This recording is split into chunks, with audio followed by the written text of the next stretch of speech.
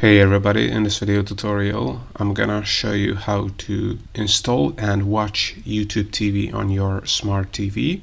Alright, so YouTube TV is compatible with most YouTube TV smart devices, but first you want to check if your smart TV is compatible with YouTube TV.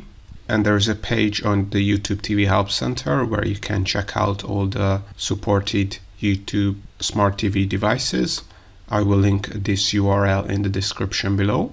And once you have found your smart TV, then what you can do is either click on this link on this page, or I will also link it in the description below, where you're gonna find the instructions for your specific smart TV. You will see some general instructions here. So you have to first download the YouTube TV app to your smart TV. But if you have an Android TV, a Samsung TV, an Apple TV, an LG TV, a Fire TV, Roku, you will find all the specific instructions for your specific device here on how to install YouTube TV.